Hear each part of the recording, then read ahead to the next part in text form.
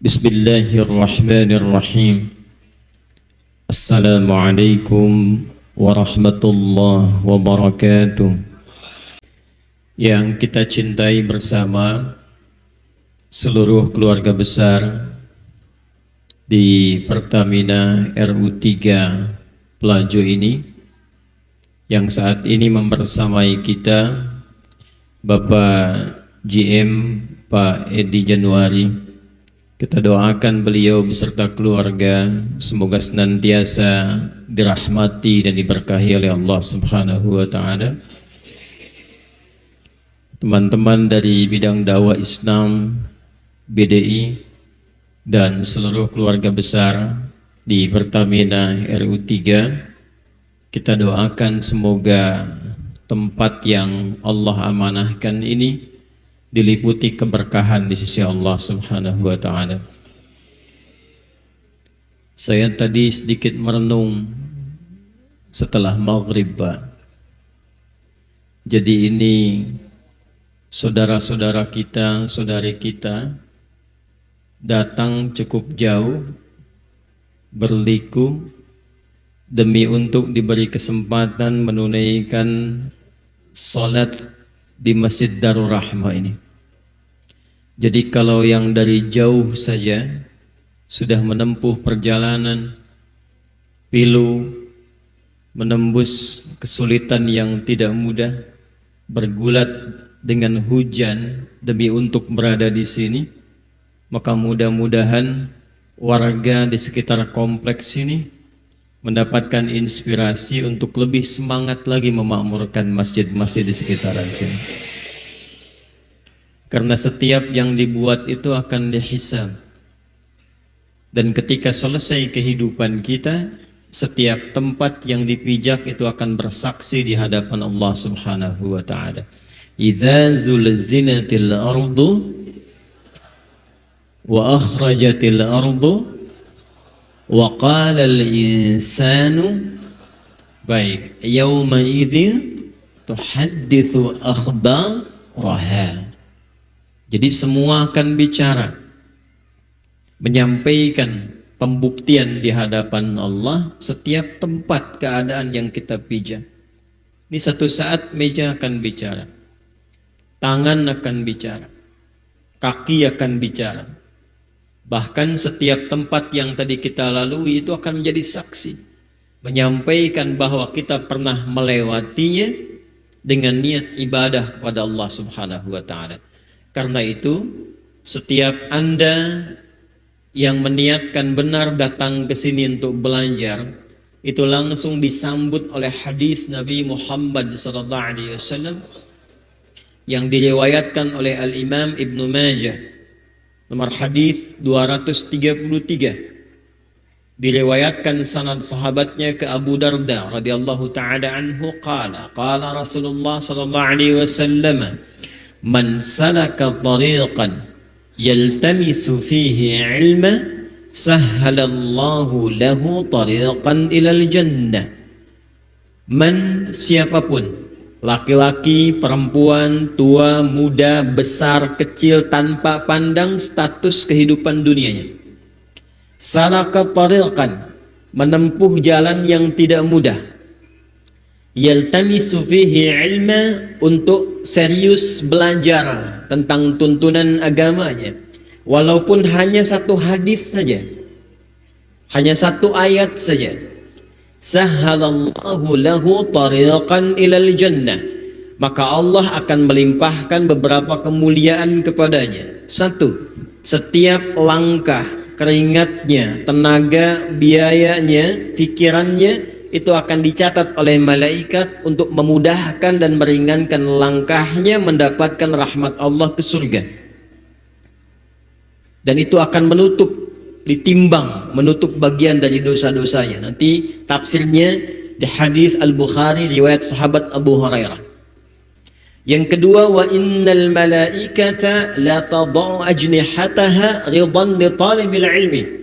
Sejak berangkat penuntut ilmu itu, malaikat sudah membentangkan sayapnya, memberikan ridha bagi setiap penuntut ilmu. Ridhanya malaikat itu itu setidaknya ada beberapa makna. Satu, mengaminkan doa. Jadi majelis ilmu itu mustajab, Pak, Ibu. Dan jangan salah, di jalannya pun mustajab. Karena itu di Islam, sekalipun kita berangkat ke tempat majelis ilmu, di jalan itu diisi dengan zikir, minimal doa. Karena doa itu dalam Al-Quran dinamai pula dengan zikir.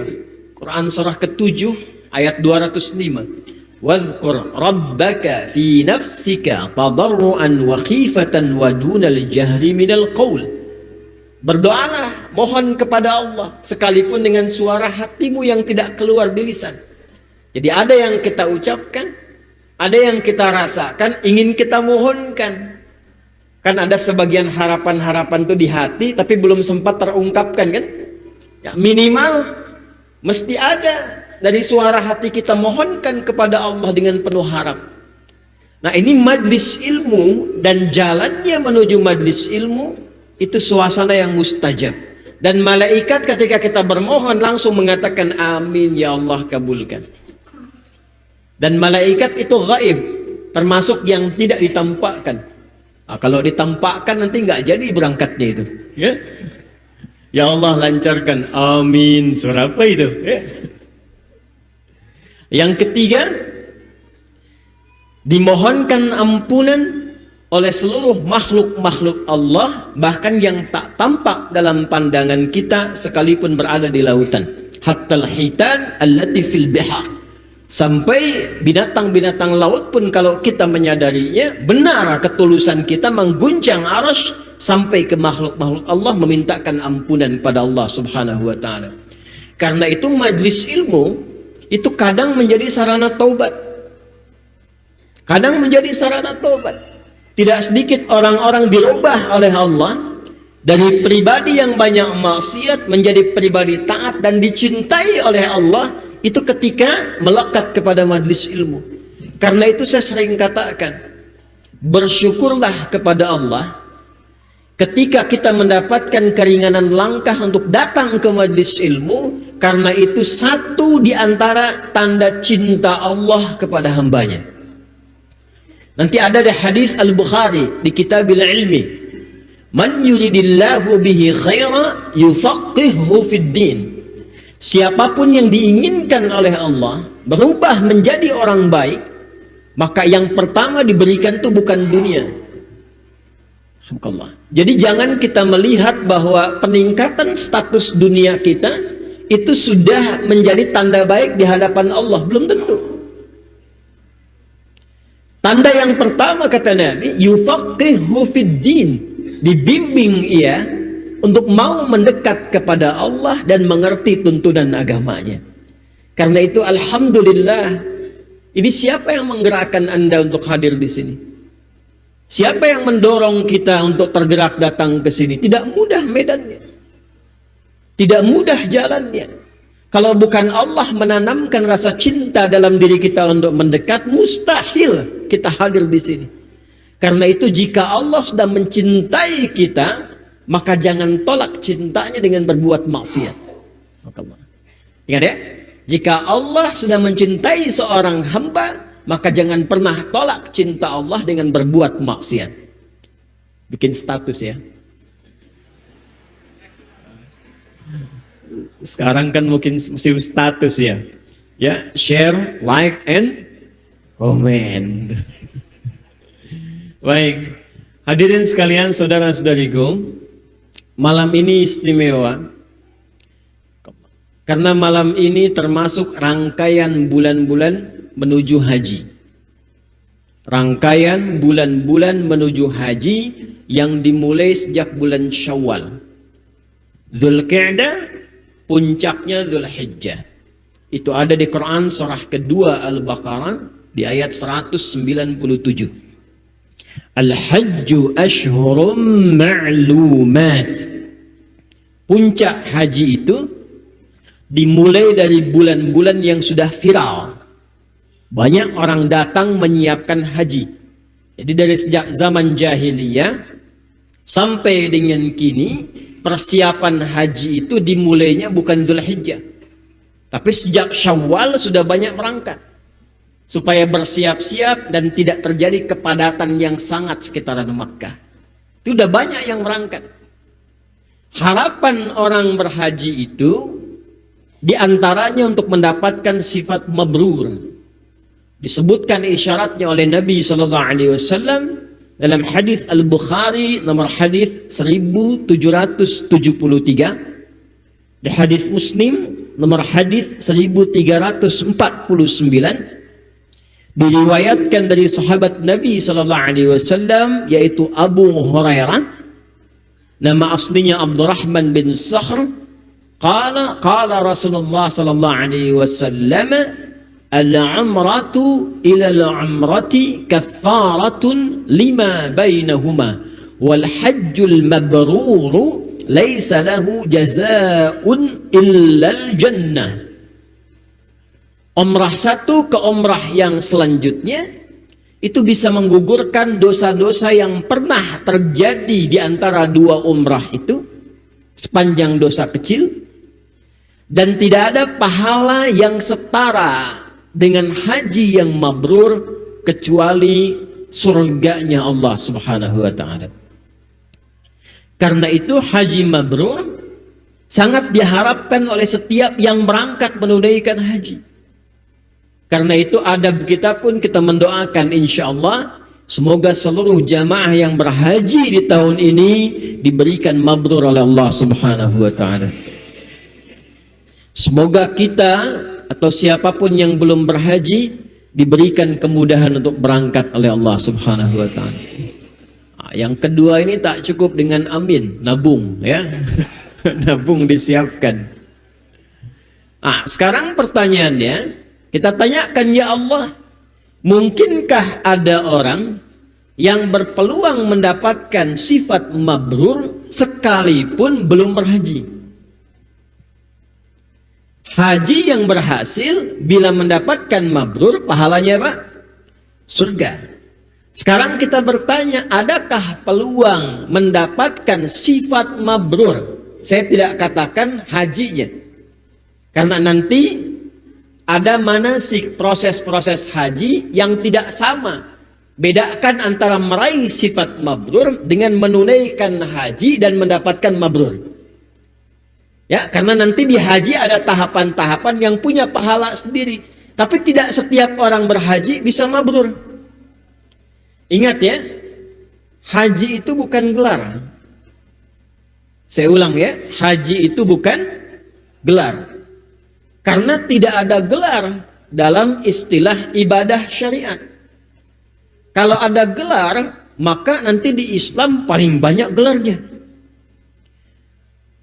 Bapak Edi Januari SHI. Apa SHI-nya Pak? Salat Haji Infak. Pernah dengar Bapak salat? Ibu infak? Ya kan? Kita tidak menyebutkan Bapak salat, Ibu infak, tapi ada yang menarik, haji kok dilekatkan penamaan Pak Haji dan Bu Haji. Itu ada hikmahnya. Ada hikmahnya. Dalam hadisnya tidak disebutkan Al-Hajj, Pak Haji. Al-Hajj, Bu Haji. Tapi dalam hadis disebutkan Al-Hajjul Mabrur, haji yang mendapatkan sifat mabrur. Itu yang berpotensi mendapatkan bagian dari surga. Nah, orang-orang yang telah berhaji mendapatkan ini, orang Arab itu biasanya suka menjaga dengan melekatkan sebuah nama untuk mengingatkan. Jadi kalau dipanggil oleh orang Arab sepulang dari haji, ya haji. Ada orang sudah ke bandara tertinggal Zamzam, marah, mana Zamzam saya? Kata orang Arab, ya haji. Maksudnya bukan Pak Haji, Pak, Bapak itu baru haji. Jangan ditukar mabrur yang telah Allah berikan dengan keluarnya kata-kata yang kotor lagi. Nanti hilang kemuliaan yang telah Allah lekatkan. Jadi kata al-hajj itu asalnya bukan untuk memberikan gelar, tapi untuk mengingatkan. Jadi kalau dipanggil Pak Haji Adi, maksudnya Pak, Bapak sudah haji, jaga ya, jangan sampai mabrurnya hilang lagi. Ibu Hajah Hasanah misalnya ya, dipanggil Bu Hajah, itu bukan ingin memberikan gelar, ibu sudah haji. Jangan sampai lelah yang telah didapati, kebaikan yang telah diraih, gugur lagi dengan perilaku yang menyimpang, yang telah diistighfari ketika haji. Jadi jangan sampai terjadi misalnya Pak Yadi jalan aja, Haji Yadi, iya, jelas ya. Jadi kalau ada yang memanggil haji dan telah berhaji, ini dalam arti mengingatkan ada kebaikan yang harus dipertahankan. Pertama, apa itu mabrur? Yang kedua, ini tema besar kita, mungkinkah kita meraih sifat mabrur sekalipun ada yang belum berhaji? Mudah-mudahan bisa kita uraikan malam ini dengan singkat dan padat, dan semoga sepulang dari sini Allah berikan lekatan sifat mabrur kepada kita semuanya insyaallah. Baik, mabrur asal katanya dari kata birrun. Jadi ada harakat birrun, ada barrun. Disebutkan 30 kali dalam Al-Quran. Jika sifat itu telah melekat kepada diri pemiliknya, maka berubah kata birrun ini menjadi mabrur. Asalnya kata birrun, ba, ra, ada tasydidnya. Dimohon izin saya tuliskan untuk mudah divisualisasikan. Maaf, ini saya cek sebentar ya supaya memudahkan aksesnya. Ibu kelihatan ini? Masya Allah. Cuma di pelanjur belum saya tulis sudah kelihatan. Memang berkah tempat ini Pak Jam ya. Belum saya tulis sudah kelihatan ya. Memang RU3 itu luar biasa ini. Kelihatan Bu? Oh, kelihatan. Baik, alhamdulillah. Yang tidak sempat mengakses bisa di layar ya. Nah, ini asalnya. Ini saya besarkan sekalian. Ya, al-birr. Nah, ini asalnya. Jika sifat ini sudah melekat kepada pelakunya, pemiliknya, kita, dilekatkan menjadi karakter kepribadian kita, maka berubahlah sifat ini dari kata al-birru atau birrun. Ingat kalau ada alif lam, tanwinnya hilang.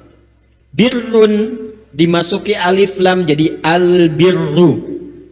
Masjidun masuk alif lam jadi al-masjidu. Kitabun masuk alif lam jadi baik.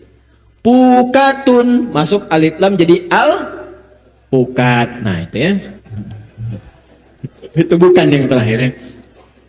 Nah, jika melekat pada pemiliknya maka berubah menjadi mabrurun. Ya.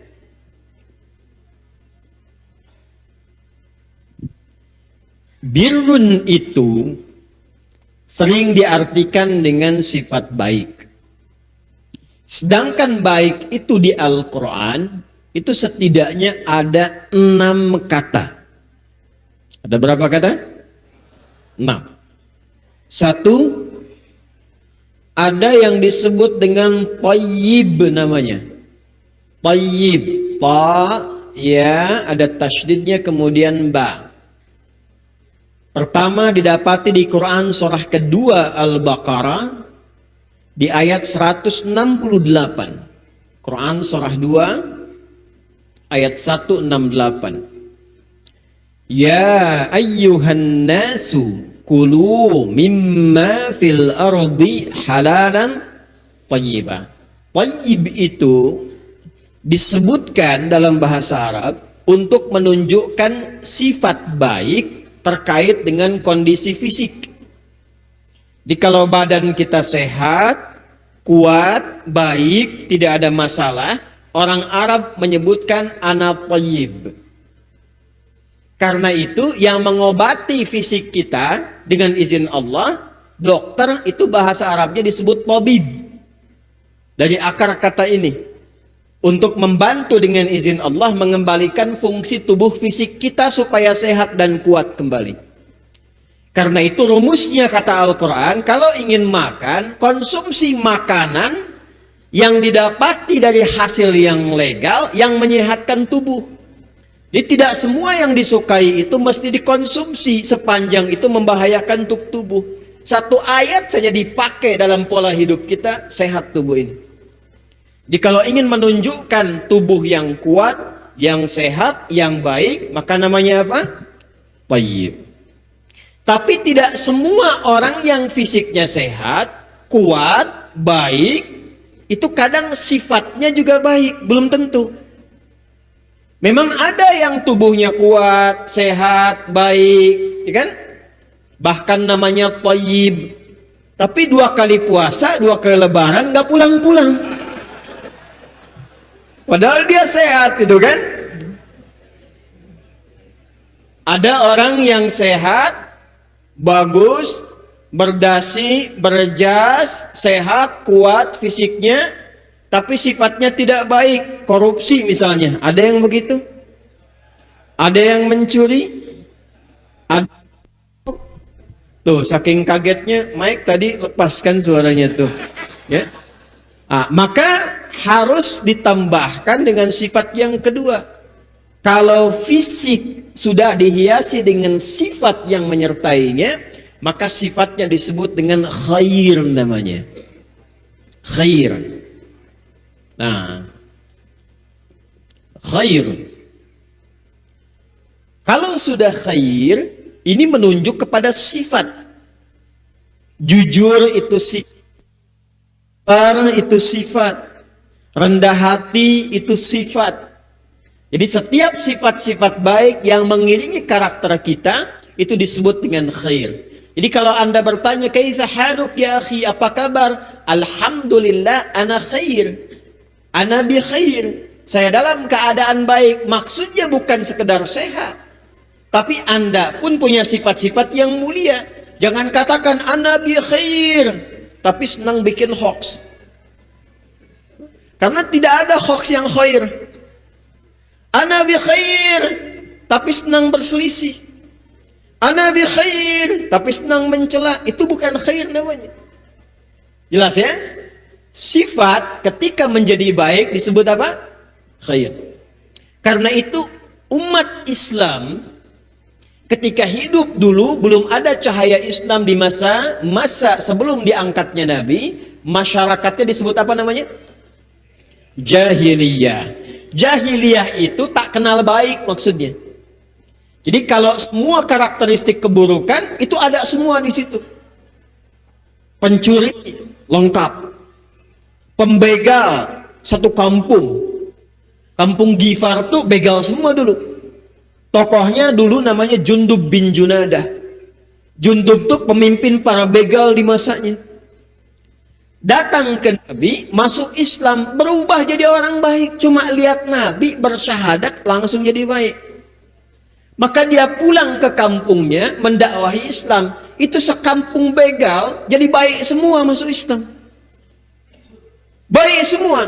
Untuk mengabadikan itu, maka dia senang menggunakan nama kampungnya untuk menginspirasi. Karena dia berasal dari Gifar, tinggal tambahkan al untuk menyebut nama kampung dari nama daerahnya. Gifar tambah al, jadi Al-Ghifari.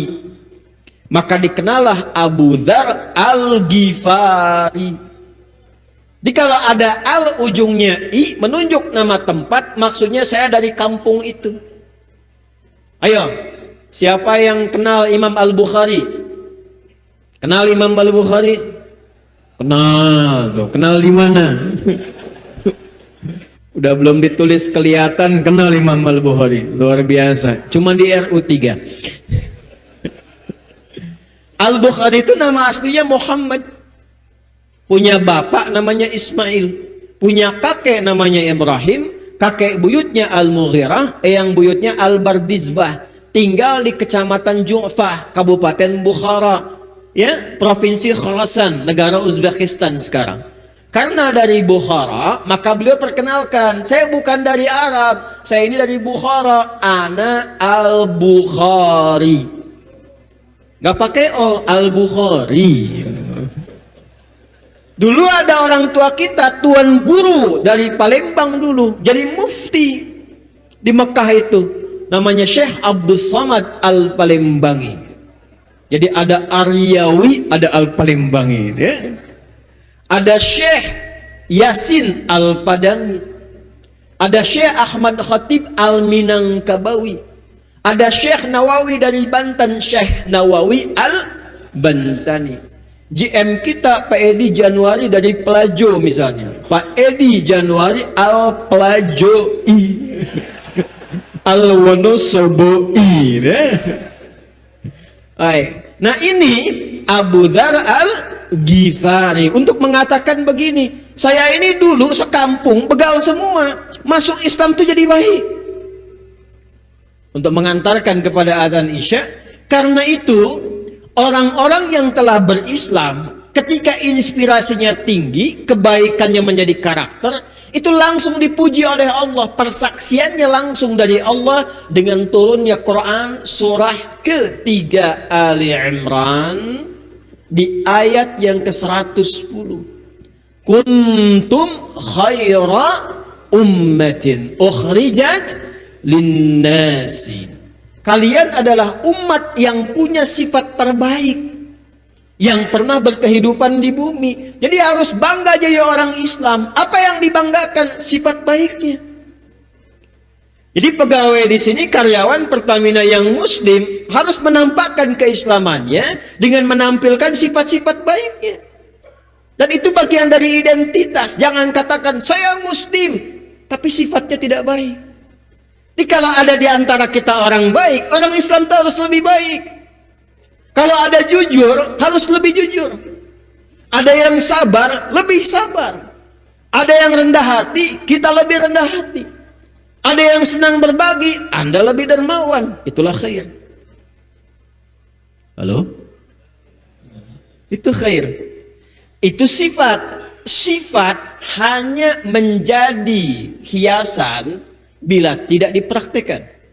Ketika sifat menjadi sikap, maka berubah namanya dari khair menjadi ma'ruf.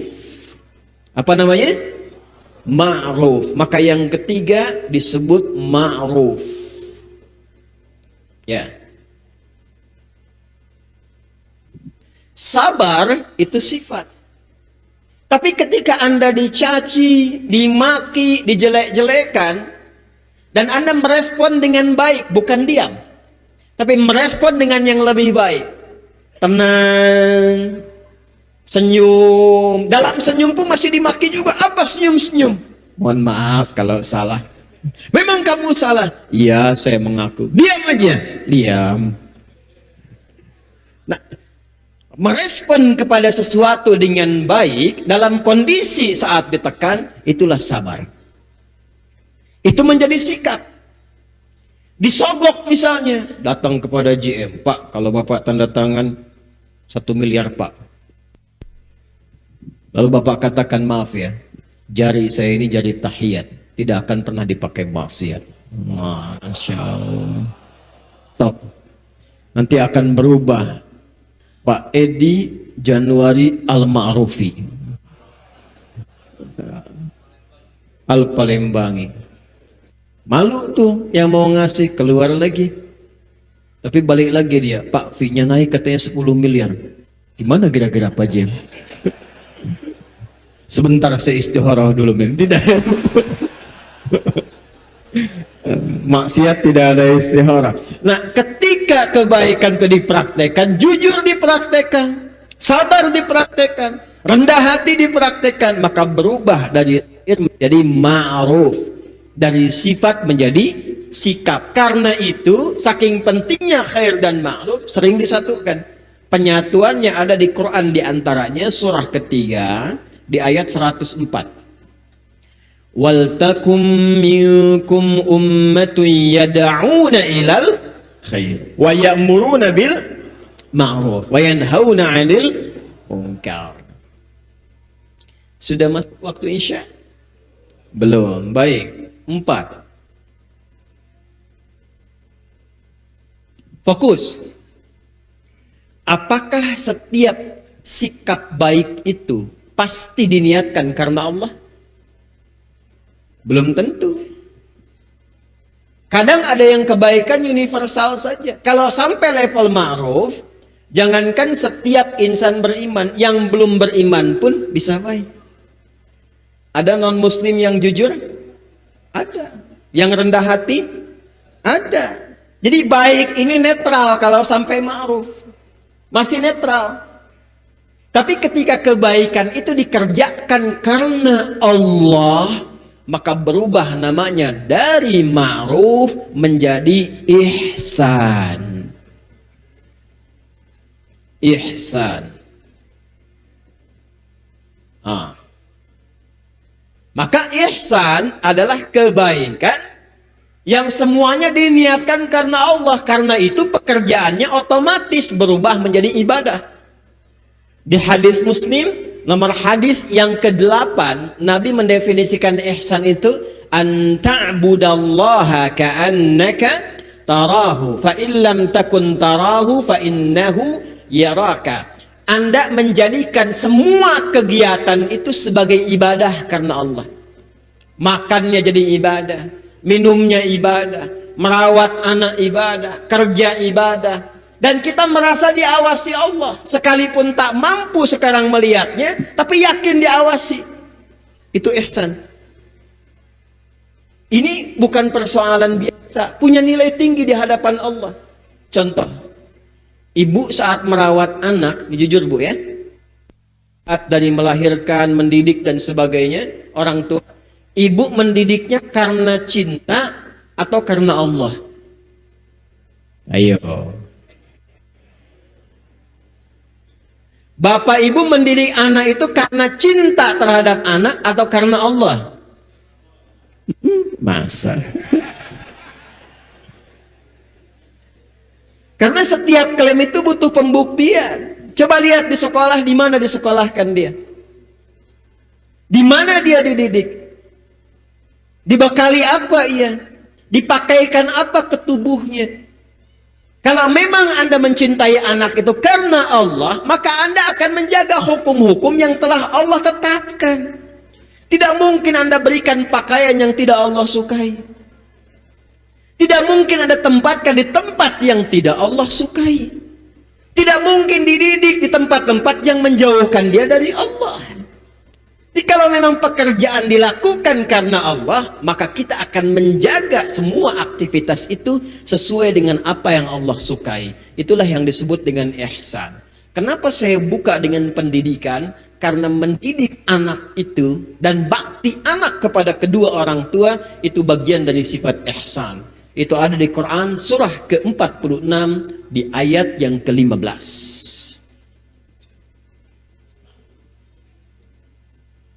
Wa wassaynal insana biwalidayhi ihsana. Prakteknya begini Pak, Bu. Ini sederhana nih. Semua pekerjaan kita bisa jadikan ihsan. Ihsan itu begini.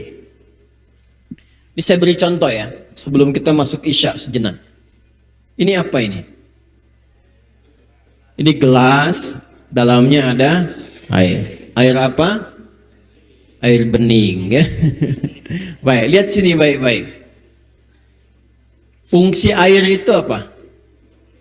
Diminum menghilangkan haus. Baik, lihat baik-baik. Itu fungsi universal. Semua orang minum karena butuh minum. Di fungsi dasar minum itu menghilangkan haus. Ketika diminum, insya Allah haus hilang. Pertanyaannya, apakah kegiatan minum ini punya nilai di hadapan Allah? Karena minum, air ini keluar lagi dalam bentuk kotoran, selesai. Lantas apa yang membedakan iman kita di hadapan Allah? Untuk menjadikan ini punya nilai ibadah, punya sifat ihsan, Maka caranya, niatkan minum ini, tujukan karena Allah untuk kepentingan ibadah. Bagaimana caranya? Sertakan kalimat Bismillahirrahmanirrahim. Khudh biyaminika ma yali, kata Nabi, ambil dengan tangan kananmu yang paling dekat denganmu. Thumma sammillaha, sebutkan nama Allah, Bismillahirrahmanirrahim. Begitu Anda minum dengan Bismillahirrahmanirrahim, maka minumnya ini menghilangkan haus. Kalimat Bismillahirrahmanirrahim yang menyertainya itu yang menjadikan perbuatan menjadi ihsan, sehingga berubah namanya menjadi hasanah. Kalau sudah jadi hasanah, maka ada bekal pahala, nilainya 10 kebaikan. Itu ada di Quran surah yang ke-6 di ayat 160. Hasanah. Quran surah 6 ayat 160. Man jaa bil hasanati falahu asyru amthaliha. Jadi kalau dikerjakan, ini bukan pekerjaan main-main, ini serius ini. Ini rahasia di antara kita ya. Tapi ini serius. Nanti tampaknya saat sakaratul maut. Tampaknya ini saat sakaratul maut. Jadi ketika kita kerjakan, fungsi hidup kita ini menghilangkan haus. Tapi nanti ketika kita minum dituliskan 10. 10 kebaikan ini bukan 1, 2, 3, tidak demikian. 1 ke 2 bisa 500 tahun. 2 ke 3 bisa 500 tahun. Nah, pahala itu yang disebut pahala itu yang nanti dikonfirmasi di akhirat. Disebut dengan ajrun, lahum ajrun ghairu mamnun. Nanti saat kita berpulang di akhirat ditampakkanlah hasanah itu. Makanya disebut mizanul hasanah. Karena itu kita sering berdoa, semua kegiatan kita di dunia jadi hasanah, di akhirat tampak hasanahnya. Karena itulah muncul doa yang viral. Rabbana atina fid dunya wa fil akhirati wa qina.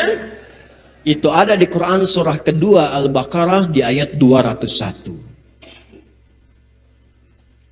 Jadi idealnya begitu. Minum Bismillahirrahmanirrahim, hausnya hilang. Kalimat Bismillahirrahmanirrahim mengantarkan perbuatan hasanah. Mau kerja, Bismillahirrahmanirrahim. Gaji tetap datang, kenyamanan ada, tapi kalimat Bismillahirrahmanirrahim menjadikan semua pekerjaan punya nilai ibadah. Itulah ihsan. Itulah ihsan. Dan kalimat Ar-Rahman Ar-Rahim itu akan menjaga kita dari perbuatan yang kita kerjakan. Karena baknya itu punya 14 arti di situ. Nanti di kitab Bughnil Labib an Kutubil A'arib karya Ibnu Hisham Al-Ansari. Di antara 14 itu ada sababiyah, ada musahabah, ada ilsaq. Bismillahirrahmanirrahim. Sababiyah, dengan sebab karena Allah saya akan minum ini. Kalau kita sudah mengatakan karena Allah, maka yang diminum ini akan terjaga. Nggak mungkin minum yang diharamkan Allah dengan bismillah. Saya mau minum vodka dulu. Bismillahirrahmanirrahim. Karena kalimat Allah itu nggak akan bisa bersanding dengan maksiat. Nggak ada orang korupsi pakai bismillah. Supaya dosanya ringan dikit nih. Nggak bisa. Jadi kalau kita membiasakan diri Bismillahirrahmanirrahim, itu dijaga oleh Allah Subhanahu wa Ta'ala. Nah, kalau kita gabungkan nomor 1, 2, 3, 4, ini yang paling ideal. Sudah fisiknya sehat, sifatnya baik, sikapnya mulia, dan semua pekerjaannya menjadi ibadah. Mau seperti itu? Maka muncullah nama yang kelima. Apakah nama yang kelima itu? Nanti kita lihat setelah menunaikan sholat Isya berjamaah. Sekarang disusun saf dulu yang rapi, yang baik, ya. Saling memberikan space-nya masing-masing. Assalamualaikum warahmatullahi wabarakatuh. Assalamualaikum warahmatullahi wabarakatuh.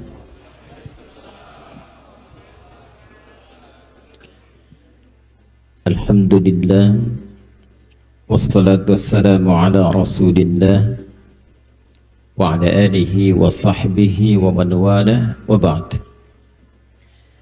Saudara-saudariku Bapak Ibu sekalian, kita telah menunaikan sholat Isya berjamaah WIP waktu Indonesia bagian Pelaju. Semoga Allah Subhanahu wa taala berkenan menerima seluruh rangkaian ibadah kita. Baik, kita lanjutkan. Bagi yang di dalam, yang masih ada keluangan space, boleh dilapangkan. Kalau sudah cukup di tempat Anda menemukan, silahkan bisa duduk senyamannya, atau kalau ingin berdiri juga silahkan. Kita lanjutkan. Ada 6 nama untuk sifat baik setidaknya yang diisyaratkan dalam Al-Quran. Kebaikan secara fisik yang memberikan isyarat bahwa tubuh manusia itu mesti dijaga supaya selalu tampil prima, sehat dan kuat. Isyarat yang menunjuk pada makna itu disebut dengan thayyib. Kekuatan fisik ini mesti juga diimbangi dengan kebaikan sifat. Maka sifat baik yang mengiringi itu dinamakan dengan khair. Sifat baik ini mesti diterjemahkan dalam bentuk sikap, sehingga karakter moral yang ada dalam jiwa kita bisa berubah menjadi karakter kinerja. Maka khair dialihkan namanya ketika dipraktikkan dalam bentuk sikap menjadi ma'ruf. Setiap kebaikan yang dikerjakan oleh fisik kita berupa sikap belum tentu sepenuhnya dilakukan karena Allah. Ketika perbuatan itu dilakukan karena Allah, maka berubah namanya dari ma'ruf menjadi ihsan. Di sini tadi kita berhenti. Kalau kita ingin gabungkan keempatnya, dari thayyib, khair, ma'ruf dan ihsan, maka namanya akan berubah menjadi salih. Jadi apa? Salih. Baik, sebelum kita lanjutkan, saya minta sebelah kiri ini coba diatur sedikit saf. Kalau bisa duduk langsung duduk, kalau tidak dikondisikan ya. Baik, karena kita butuh sedikit pengondisian. Semoga Allah berikan rahmat pada kita semua insyaallah. Baik. Atau di sini masih kosong? Saya ke situ. Baik. Jika kita gabungkan thayyib, khair, ma'ruf dan ihsan menjadi apa namanya? Salih. Itulah sebabnya setiap waktu orang tua secara fitrah menginginkan anak yang saleh. Ya kan? Saya belum pernah dengar ada ayah bermohon, ya Allah jadikan anak saya anak yang khair misalnya. Ya? Ya Allah jadikan putri saya putri yang ma'ruf. Selalu umumnya harapan orang tua anaknya menjadi apa? Saleh. Itu fitrah yang melekat pada harapan orang tua sejak anak dikandung. Itu ditemukan di Quran surah ke-7 Al-A'raf di ayat 189 di ujungnya. Saleh. Di antaranya di Quran surah ke-7 Al-A'raf di ayat 189. Lihat ujung ayatnya. Da'awallaha rabbahuma la in ataitana salihah lanakunanna minasyakirin. Ketika kandungan istri itu semakin berat, semakin besar menjelang fase kelahiran, Maka dalam tahap kehamilan itu umumnya kedua orang tua berharap anak yang akan terlahir itu menjadi saleh. Maka keduanya berdoa, ya Allah, sekiranya Engkau anugerahkan kami anak yang saleh, kami tentu akan sangat merasa bersyukur kepadamu. Nah, soleh itu gabungan dari 4 ini. Karena itu, bagi insan beriman yang memiliki iman, soleh itu sudah amal standar yang mengiringi perbuatan. Perbuatan dalam bahasa Arab disebut amal. Jika perbuatan itu diiringi, dihiasi dengan sifat soleh, maka digabungkan menjadi amal soleh. Jamaknya amilus solihat. Nah, bagi insan beriman, amal soleh itu standar. Mata beramal soleh, telinga beramal soleh, lisan beramal soleh. Karena ketika kita memiliki iman, iman itu otomatis akan membimbing bagian tubuh kita untuk selalu berbuat yang soleh. Kalau tidak percaya, mari kita cek satu-satu. Misal, contoh, ini mata. Apa fungsi mata? Kalau cuma sekedar melihat, kambing melihat, elang melihat, dan mata elang itu bisa lebih tajam dibandingkan mata manusia pandangannya. Elang terbang di udara, anak ayam ya di RU3 di Pelajo bisa kelihatan. Anda keliling komplek, anak sendiri belum tentu nampak. Tapi mata elang tidak dihisap. Setajam-tajamnya mata elang tidak dihisap, mata kita dihisap. Karena itu ketika ada insan beriman ingin menatap, memandang, itu yang pertama disebutkan imannya dulu, bukan matanya. Di Quran surah ke-24 surah Cahaya, ayat 30 untuk laki-laki, ayat 31 untuk perempuan. Qul lil mu'minina, ya Muhammad sallallahu alaihi wasallam, viralkan. Nah, sekarang kan terjemahan baiknya begitu ya, sesuai dengan eranya. Kalau sudah viral, like, share, and comment. Kullil mu'minina, viralkan, katakan pada setiap insan beriman, laki-laki yang beriman, siapapun dia, yang merasa punya iman, yaghuddu min absarihim, maka imannya akan menuntun pandangannya untuk menatap yang baik. Sepanjang yang dipandang itu tidak baik menurut Allah, maka segera palingkan. Perempuan juga begitu, ayat 31-nya. Wa kullil mu'minati, dan katakan pada perempuan-perempuan yang merasa memiliki iman, yaghdudna min absarihinna, pandang yang baik menurut Allah. Ketika itu yang dipandang tak baik, palingkan. Di fungsi mata ini bagi insan beriman bukan sekedar memandang yang baik menurut Allah. Karena itu kalau Anda buka handphone, tuh sekarang banyak handphone ya, Anda lihat tayangan misalnya, ada gambar yang tidak elok, ketika mata itu menatap misalnya seketika, maka iman akan mengingatkan, palingkan. Itu otomatis. Kalau tidak percaya, saya tidak katakan silahkan. Itu pasti akan terjadi ketika Anda ingin melihat tayangan. Saya ingin lihat kajian Ustadz Adi Hidayat.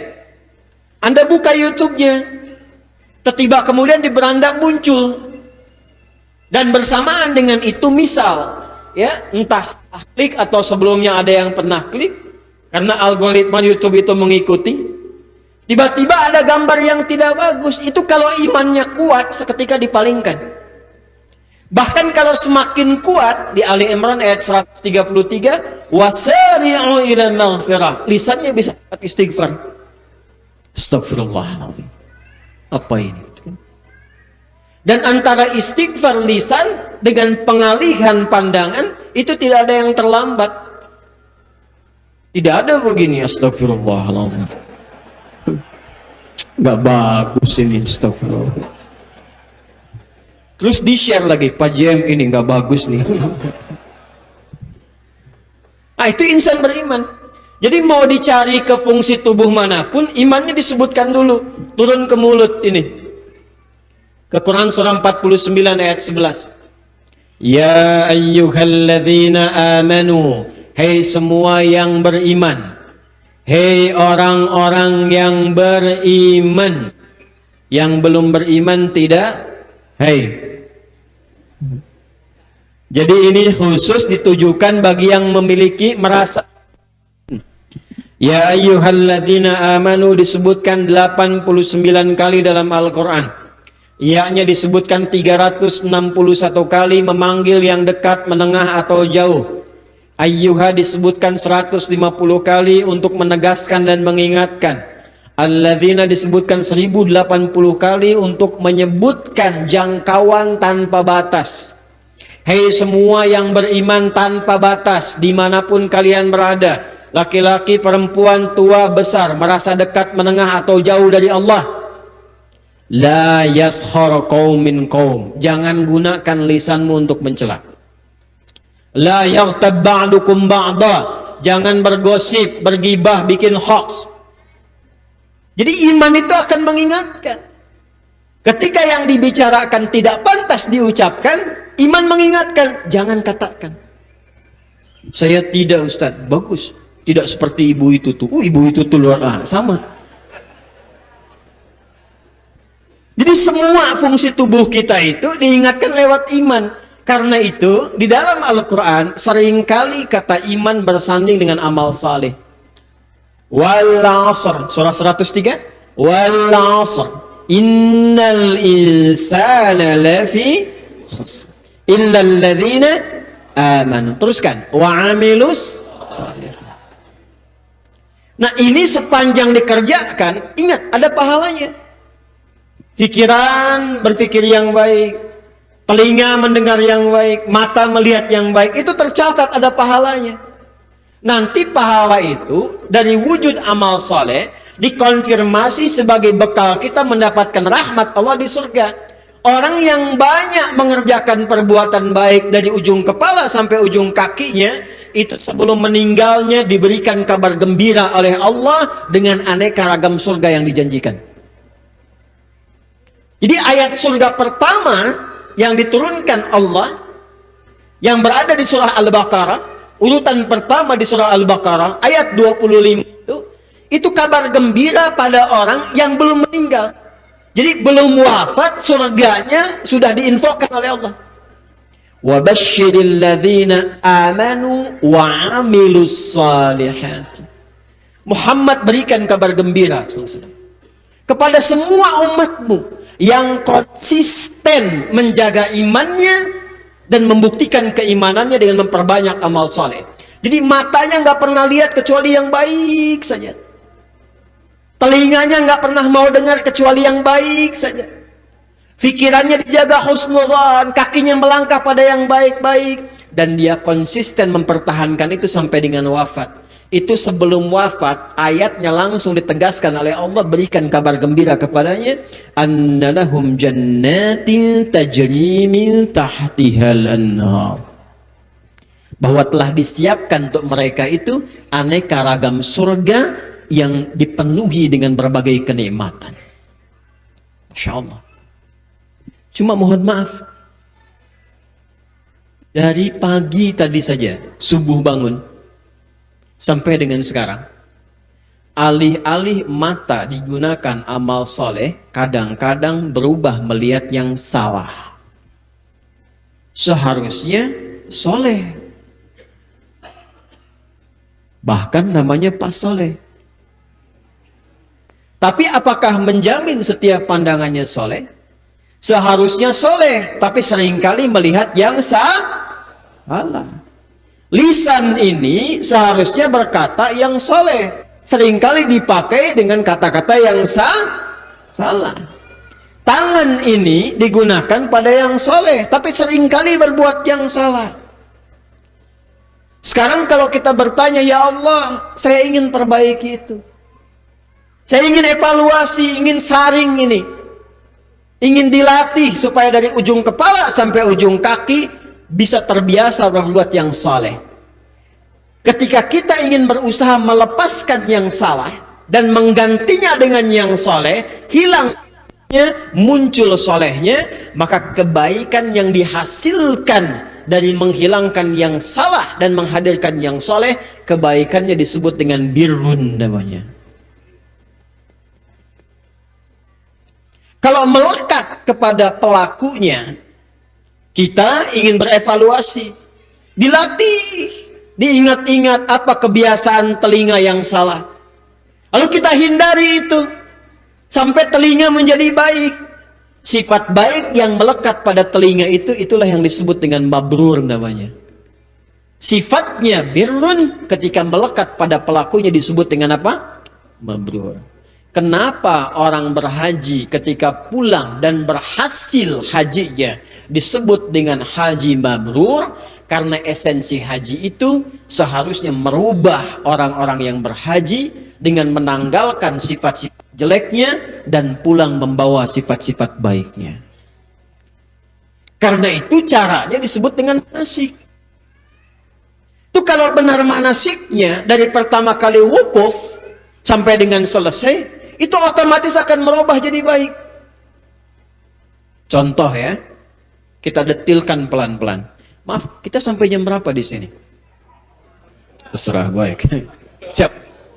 Siap. Anda sampai subuh silakan. Saya jam 8:30 pulang. Tenang, insya Allah kita sediakan sesi tanya jawab nanti ya. Subuh.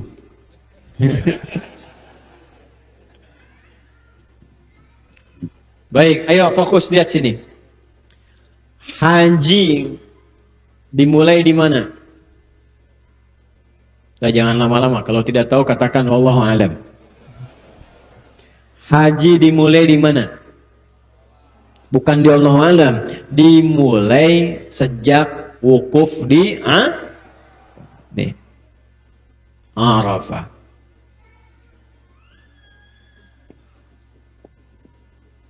Dah, fokus, lihat sini. Ini agak dalam ngajinya ya. Agak dalam, kalau merasa penting dicatat, nanti dipraktekkan, karena waktunya sebentar lagi akan tiba. Teman-teman sekalian, Bapak Ibu, apa ibadah pertama yang dilakukan di Arafah? Wukuf. Wukuf. Wukuf. Apa itu wukuf? Saya ulangi, apa itu wukuf? Allahu a'lam. Baik. Wukuf itu asalnya bukan diam. Diam itu banyak bahasa Arabnya. Sukut itu diam. Sukut itu diam. Kalau diam tidak bereaksi, as-samtu, sumut. Ada sukut, ada sumut. Kalau perempuan sedang dikhitbah, dilamar, jangan diam. Berikan jawaban. Ya. Sebab kalau diam nanti kaidah fikihnya berbunyi as-sukutu alamatu heeh. Ya. Diam itu tanda setuju. Maka sukut artinya apa? Diam. Kalau cuma sekedar diam, itu sukut. Diam tidak bereaksi, menyimak betul-betul, itu bahasa perintahnya ansitu, insot. Saya di Jumatan. Tapi kalau diam merenung, berkontemplasi, mengevaluasi, merumuskan sesuatu, itu disebut dengan wukuf namanya. Wukuf. Jadi wukuf itu bukan sekedar diam. Berhenti sejenak dari beragam aktivitas yang pernah dilakukan. Coba merenung dulu. Selama ya Allah berkehidupan ini sampai tiba di Arafah itu, dan kenapa tempatnya dia ada disebut dengan Arafah, itu ada kisahnya. Bukan sekedar tempat. Kita detailkan dengan Qur'annya dulu ya, pelan-pelan. Siapa manusia pertama yang diciptakan? Adam alaihissalam, insyaallah. Siapa pasangannya? Jadi Adam dan, ingat ya, Adam dan Hawa bukan Adam dan Hendra. Ya. Adam dan Hawa, bukan Adam dan Hawa, ya. Ingat. Lihat sini. Secara singkat, Adam dan Hawa diciptakan oleh Allah, diberi pelatihan sementara di tempat khusus bernama Al-Jannah sebelum menjalani misi kehidupan di bumi. Al-Baqarah ayat 35. Wa qulna ya Adam uskun anta wa zawjukal jannah. Secara singkat, kemudian diperkenal musuhnya yang akan menggoda. Memang dia sudah meniatkan diri karena merasa cemburu dengan Adam, muncul sombongnya dan menahbiskan dirinya sebagai musuh Adam. Dikenal dengan iblis namanya.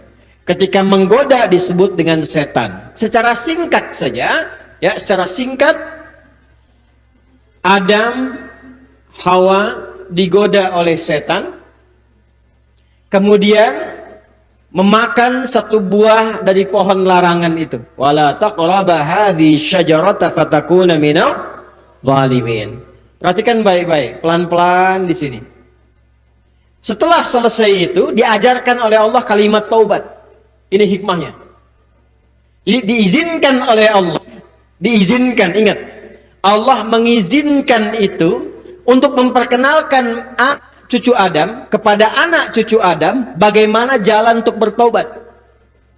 Mudah bagi Allah kemudian menutupi Adam, melindungi Hawa tidak terjebak oleh setan. Cuma nanti hikmah besarnya tidak akan turun syariat tobat. Kenapa? Adam setelah turun ke bumi statusnya jadi nabi. Kalau nabi sifatnya maksum, setan nggak bisa goda lagi. Ingat itu ya. Saat diciptakan bashar. Wa idh qala rabbuka lil malaikati inni khaliqum bashara. Quran surah 15 ayat 28. Ketika turun ke bumi memulai misi jadi nabi. Innallaha astafa Adam. Sungguh Allah telah memilih Adam. Quran surah ketiga ayat 33. Ketika sudah turun jadi nabi, sifatnya maksum. Maksum gak bisa digoda lagi. Dilindungi oleh Allah. Cuma anak cucunya, saya, Anda, kita bukan nabi. Atau maaf, ada nabi di sini? Tidak ada ya? Dipastikan Pak JM mohon izin ya. Tidak ada ya? Ingat rumusnya dari nabi. La nabiyya ba'di. Perhatikan cara menerjemahkannya. La nabiyya ba'di. Cara menerjemahkannya begini. Boleh jadi akan ada yang mengaku nabi setelah saya. Maka tegas katakan la, tidak ada nabi setelah saya. Kalimat ini memberikan kesan, nabi memberikan isyarat akan ada orang mengaku nabi sepeninggal nabi. Makanya kalau ada yang ngaku nabi, gak usah aneh. Ini menandakan kebenaran dari salah nabi. Benar kata nabi. Makanya nggak aneh kalau ada yang ngaku itu. Yang aneh itu setiap ada yang ngaku ada pengikutnya. Ya. Padahal rumus sepatnya kalau ada yang ngaku katakan apa? Lah, tidak. Problemnya setiap ada yang ngaku ada pengikutnya. Di Jawa pernah ada AM pelatih bulu tangkis ngaku nabi, tangkap sama polisi, diinterogasi. Kenapa ngaku nabi? Saya ke Bogor Pak, dapat wahyu katanya. Anda bayangkan, kita ke Bogor dapat talas, dia wahyu tuh. Dihukum 2 tahun. Puncaknya dulu di Jakarta ada LE mengaku malaikat. Puncaknya itu, ya. Dan minta izin pada gubernur yang sebelumnya untuk mendaratkan Jibril di Monas. Alhamdulillah tuh ditangkap sama polisi kita. Polisi kita luar biasa, jangankan teroris, malaikat Jibril tangkap tuh.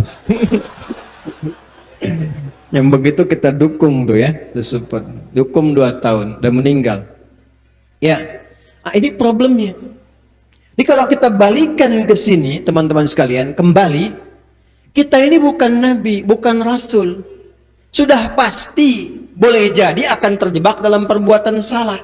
Karena itu risalah taubat yang diturunkan kepada Adam hakikatnya untuk kita, anak cucunya. Dan anak cucunya kita ini dipanggil Bani Adam dalam Al-Quran. Bani Adam 7 kali disebutkan dalam Al-Quran. 7 kali Bani Adam. Dan di ayat yang ke-7, 7 kali disebut, paling banyak di surah ke-7. Di surah yang ke-7, di ayat 27. Itu wasiat pertama Adam dan Hawa ketika Allah turunkan untuk memulai misi di bumi. Ya bani Adama la yaftinannakumus syaitanu kama akhraja abawaykum minal jannah. Hei anak cucuku kalian semua, kita semua ini, ayat ini untuk kita. Jangan sampai kalian nanti dijebak oleh setan. Jangan diperosokkan oleh setan. Seperti pernah kakek moyangmu dulu dikerjai oleh setan. Jangan sampai terjadi, jangan sampai menimpa.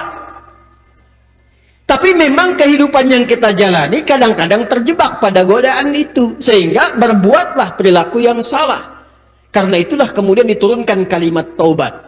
Di Al-Baqarah ayat 37. Fatalaqa Adamu kalimatim min rabbihi fataba alaihi. Maka Adam menerima kalimat-kalimat taubat. Sesungguhnya kalimat itu diturunkan untuk membimbing kita. Sebab Adam itu kalau sudah turun jadi nabi, terjaga. Kita bukan nabi.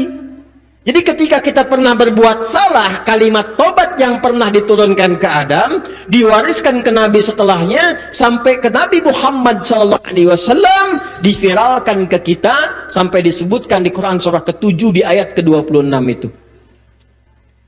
Rabbana zalamna anfusana wa illam taghfir lana wa tarhamna lanakunanna minal. Itu kalimat Nabi Adam dengan Sayyidah Hawa yang diajarkan, ditalakikan kepada lisan anak cucunya sampai ke kita sekarang. Kapan kalimat itu diucapkan? Ketika keduanya turun. Dalam sejarah, kalau dilacak, ada yang menyebutkan Adam itu turunnya di sekitaran India. Ini boleh dihapus? Boleh ya? Saya hapus sebentar ya. Tidak apa-apa, biar saya aja ya.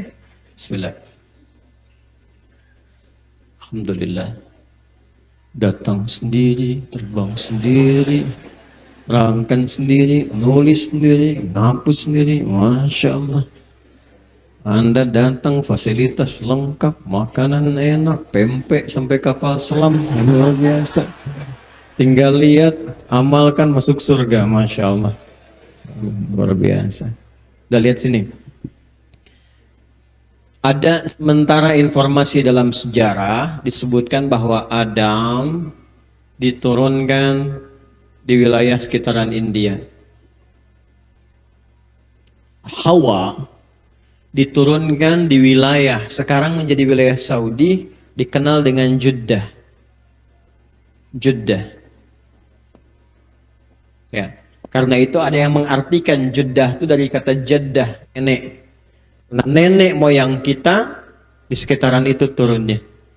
Di kalau nanti umrah misalnya atau haji lewat Jeddah itu, kan ada sepeda ontel besar tuh di taman itu ya. Sampai ada yang iseng menyebutkan ini sepedanya Nabi Adam katanya. Aduh, stroberinya ada di Pangalengan besar.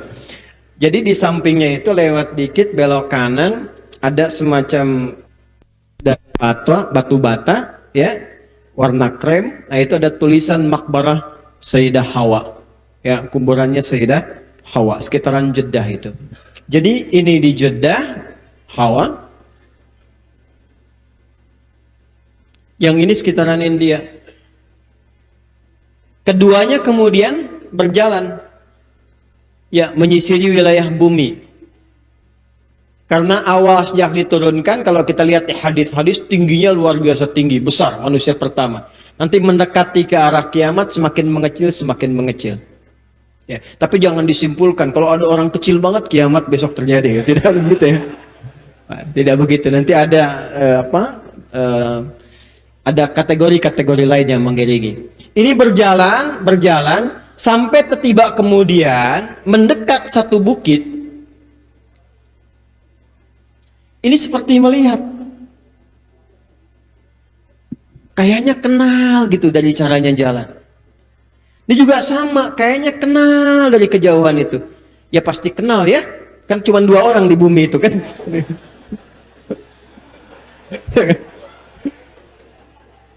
Gak ada yang lain kan. Baik.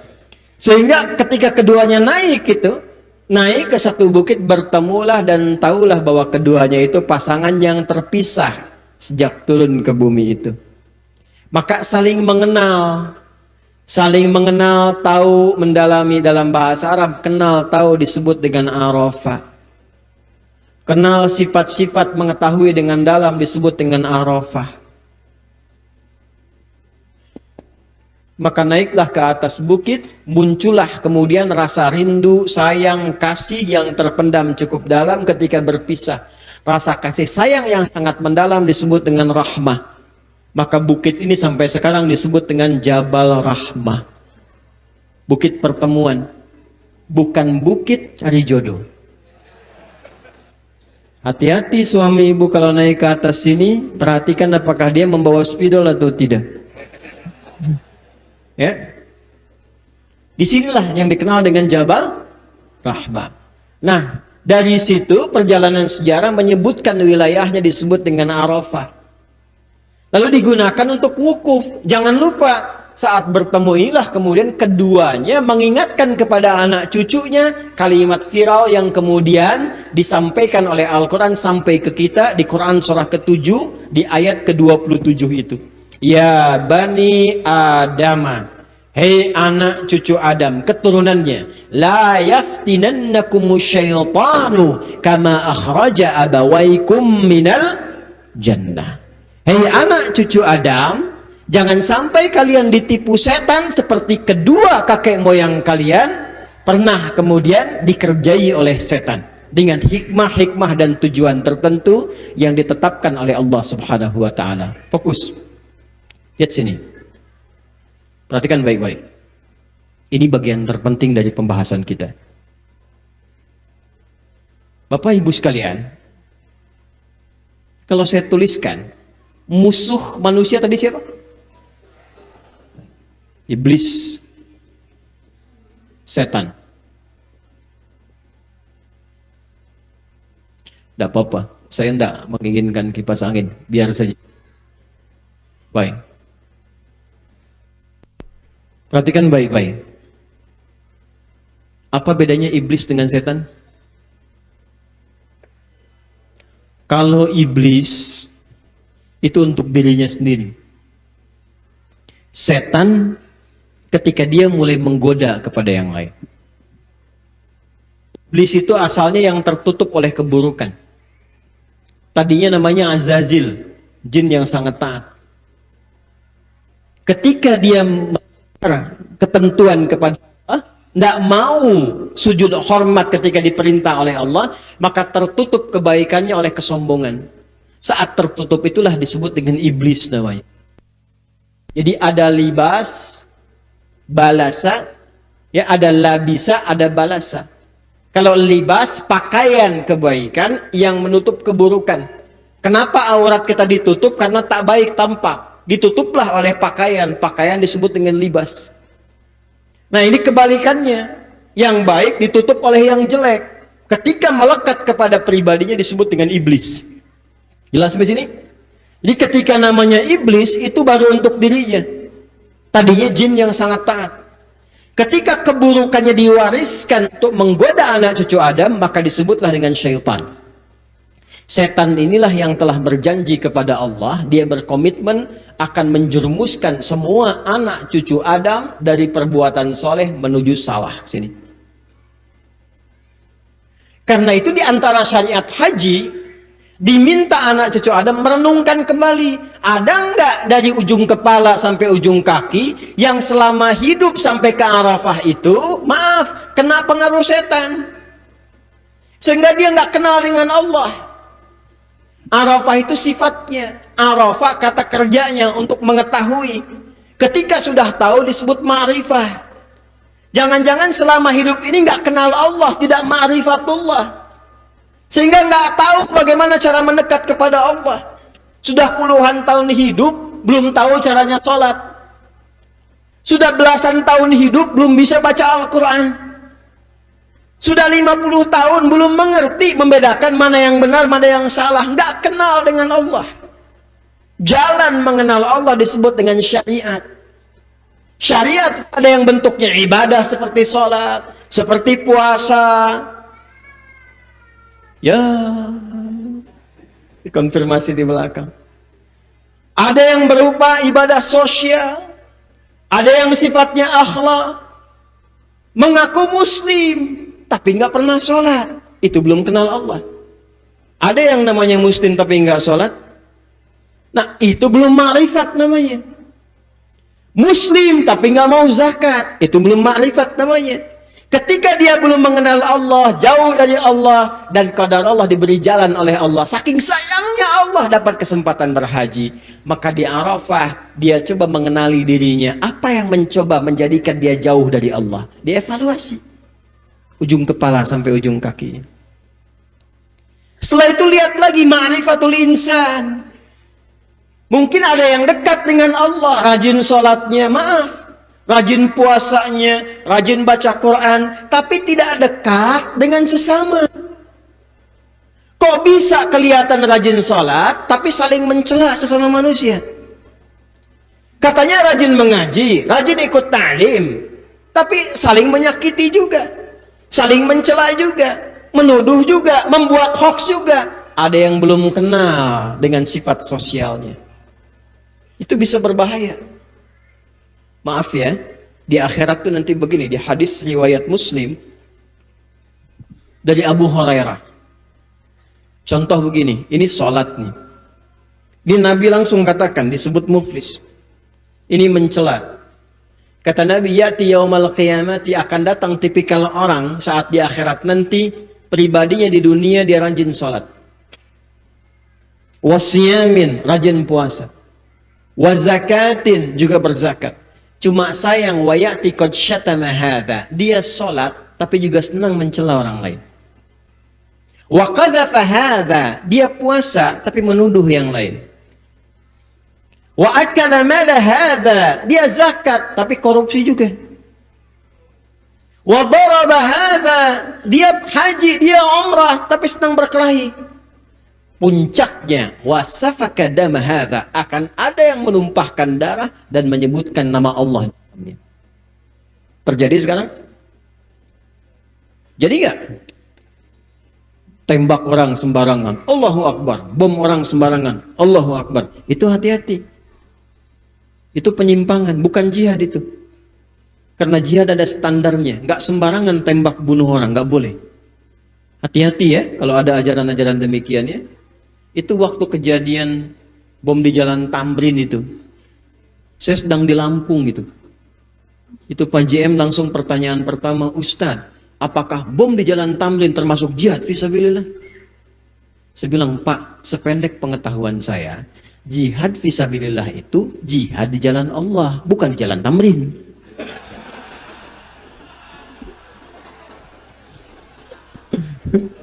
Betul nggak?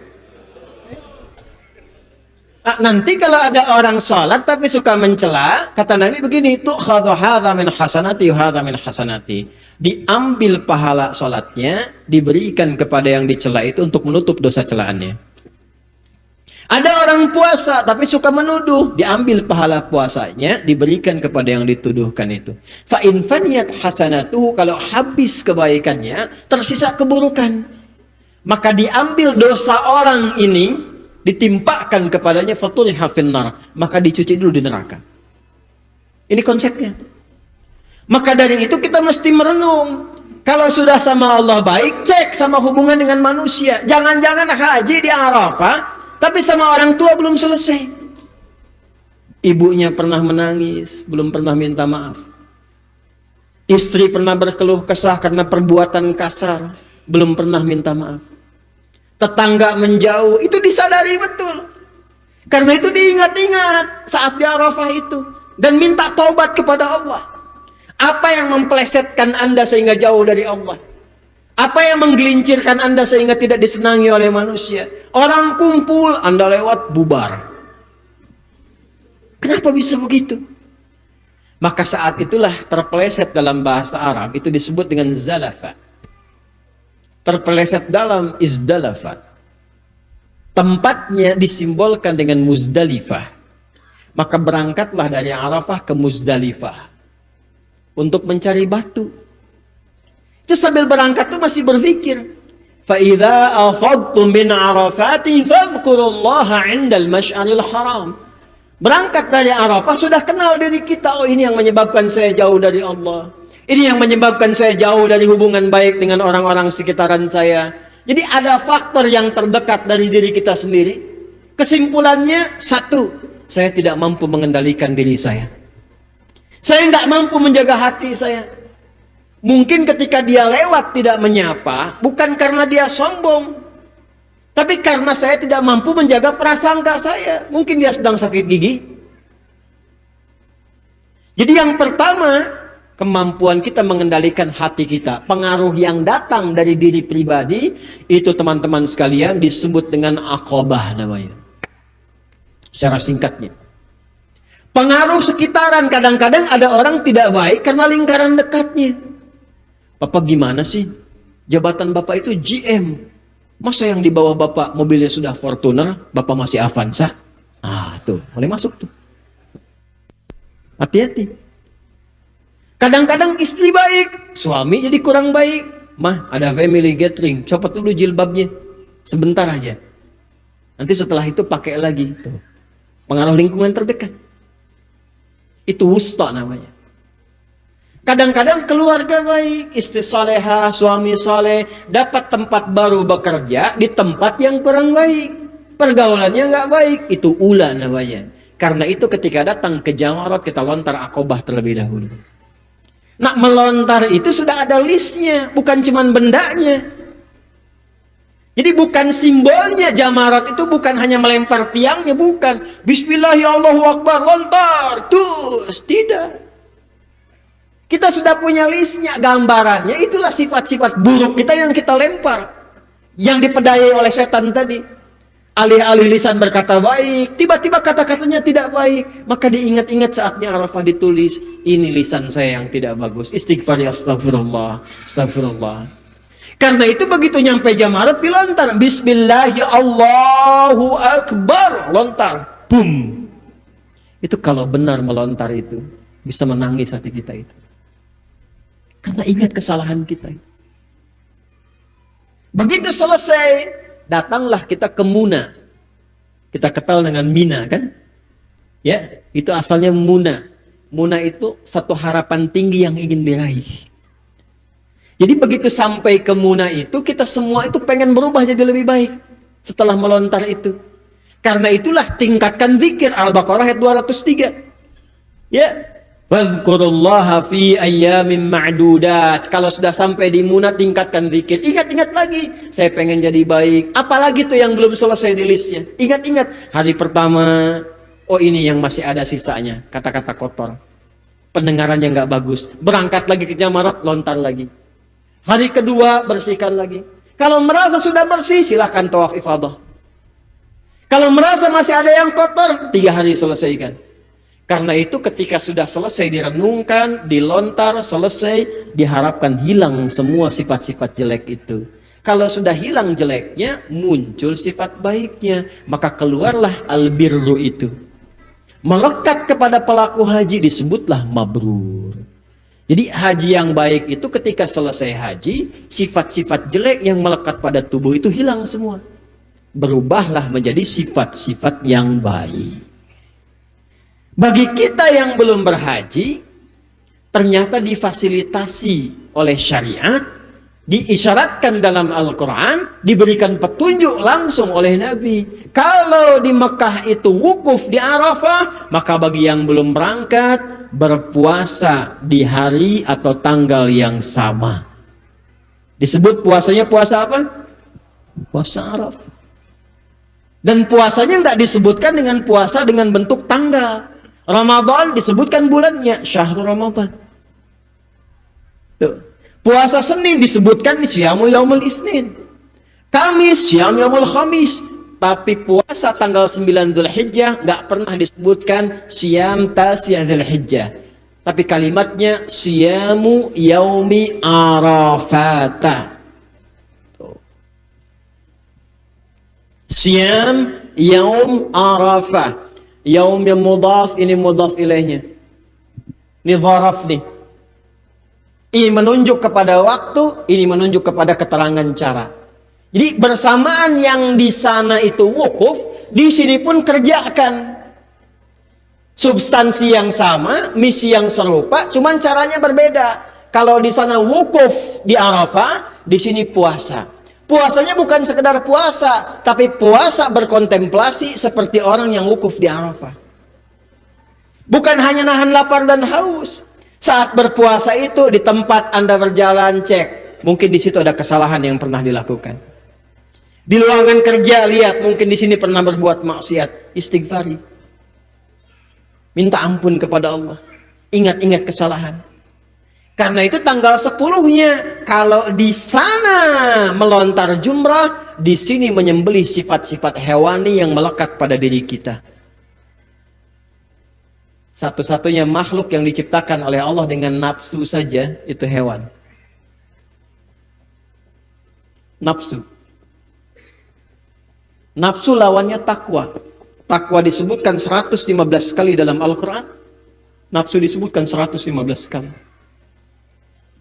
Takwa itu sifat malaikat. Jadi yang punya sifat takwa saja namanya malaikat. Takwa kumpulan kebaikan.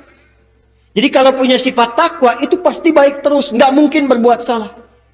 Karena itu sifat malaikat disebutkan di Quran surah ke-66 ayat ke-6, la ya'sunallaha ma amarahum wa yaf'aluna ma yu'marun. Malaikat itu pribadi yang tidak mungkin berbuat salah. Pernah dengar malaikat Jibril korupsi ayat? Tak pernah ya?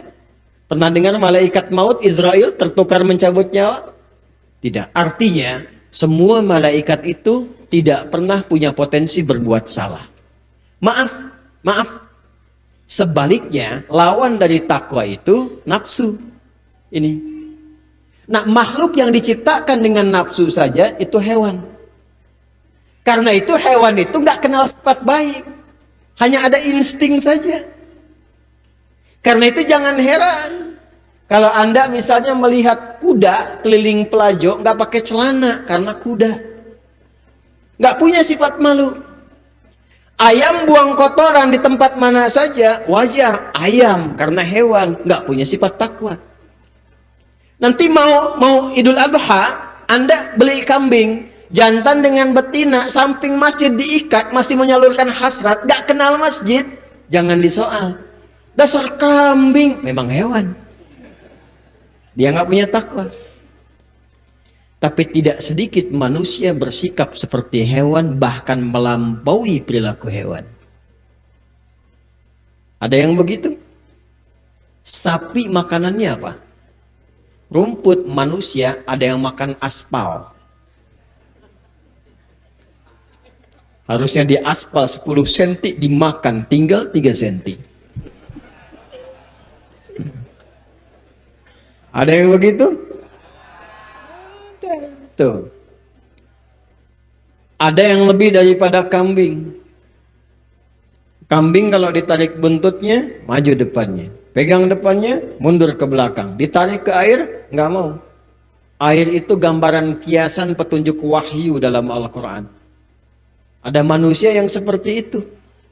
Diajak ke masjid, marah-marah. Didorong, balik kanan.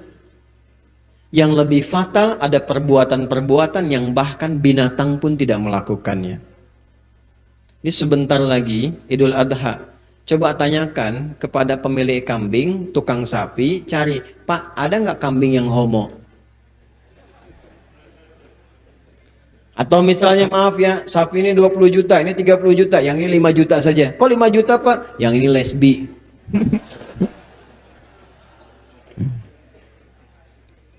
Ada kambing yang transgender? Tidak ada. Kambing itu sekambing-kambingnya bisa tahu pasangannya. Kambing sekambing-kambingnya tahu pasangannya. Kambing jantan nyari kambing betina, sapi jantan nyari sapi, ayam jantan nyari ayam betina. Manusia ada yang melampaui itu. Makanya kita doakan, karena penyakit itu bisa menimbulkan bencana sosial yang tinggi. Dari dulu begitu. Jadi kalau sudah tiba penyakit itu, LGBT, homoseksual, itu bisa berdampak kepada musibah-musibah sosial yang lebih besar. Longsor, banjir, gempa, tsunami. Longsor, banjir, gempa, tsunami, disingkat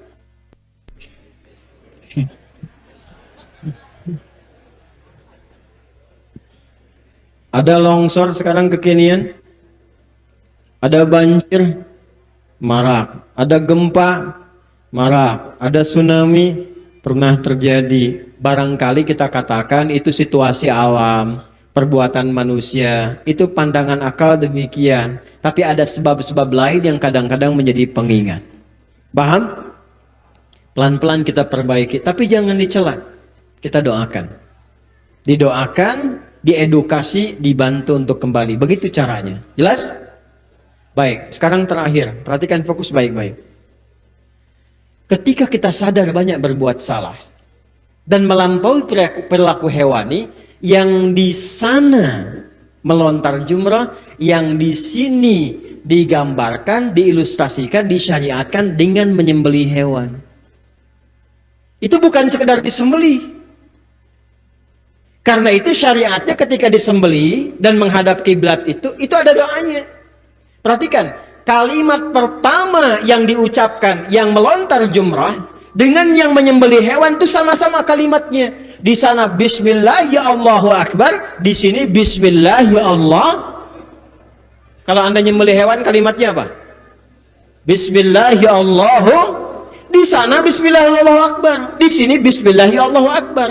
Melontar jumrah kalau sudah selesai menghadap kiblat, apa doanya? Inni wajjahtu wajhiya lilladzi fataras samawati wal arda, dan seterusnya. Menyembelih hewan kalau sudah selesai, apa doanya? Sama. Inni wajjahtu wajhiya lilladzi fataras samawati wal arda hanifan musliman wa ma ana minal musyrikin. Inna salati wa nusuki wa mahyaya lillahi rabbil la syarika lahu wa bidzalika umirtu wa ana.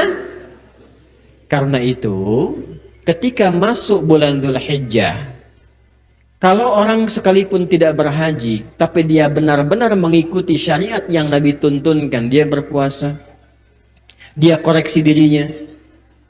Kalau dia punya rizki, dia kemudian berkorban, menyembelih hewan, kalau bisa sembelih sendiri. Kalau tak mampu, wakilkan, dan saat disembeli sampaikan infonya kapan. Duduk menghadap kiblat, berdoa. Evaluasi diri. Kalau Anda benar melakukan ini, yang di sana melontar jumrah hilang sifat jeleknya, yang di sini sembeli hewan hilang sifat hewaninya. Maka ketika di sana berubah menjadi baik, mendapatkan sifat mabrur, yang di sini pun yang belum berhaji berpeluang mendapatkan sifat yang serupa. Itu diantara rahasianya. Karena itulah turun ayat Quran surah ketiga Ali Imran ayat 92. Pelan-pelan. Lan tanalul birra hatta tunfiqu mimma tuhibbun. Untuk mendapatkan birrun ini butuh pengorbanan yang tinggi. Cara paling cepat, shortcutnya, kalau Anda ingin cepat mendapatkan sifat birrun ini, ada jalan cepatnya.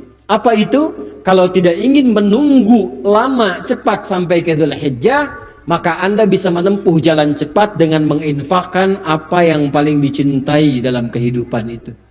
Begitu mampu melakukan itu dan ditautkan, ditambatkan karena Allah untuk kepentingan ibadah, maka Allah langsung menanamkan sifat birrun dalam diri kita. Itu nggak mudah. Ini ayat ini ketika turun, ada sahabat Nabi namanya Abu Talhah. Itu orang paling kaya di Madinah. Punya satu ladang yang sangat istimewa, kurmanya tumbuh banyak. Ladangnya istimewa, sahabat-sahabat makan di situ. Begitu ayat ini turun, perhatikan, ini indahnya sahabat nih. Ada ayat mengatakan, kamu nggak akan mungkin mendapatkan sifat birrun dengan sempurna, kecuali mampu menginfakkan apa yang paling kamu cintai. Maka apa yang terjadi? Datanglah Abu Talhah kepada Nabi SAW. Beliau mengatakan, ya Rasulullah, barusan turun ayat ini, saya mendengarkan, maka ini ladang yang paling saya cintai, saya infakkan karena Allah Subhanahu wa taala. Apa jawab Nabi? Hadza khair, ini khair, ini khair. Ya Abu Talha, bagikan infakmu kepada kerabat-kerabatmu dulu. Maka beliau bagikan pada keponakannya, beliau bagikan pada saudaranya, beliau bagikan pada saudarinya. Ketika semua dibagi, maka lengkaplah sifat birrun melekat pada dirinya. Ini nggak mudah. Contoh nih. Ini punya antum. Tuh. Ini apa? Handphone. Suka dengan ini? Suka. Infak wakaf untuk masjid.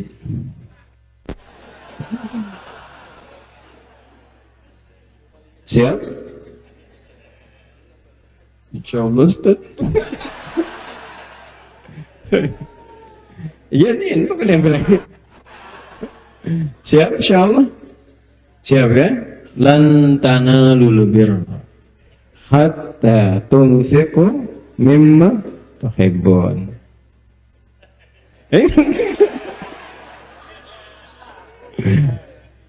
Baik. Nah, itu praktek yang tidak mudah. Saya tidak bicara tentang handphone atau yang lainnya.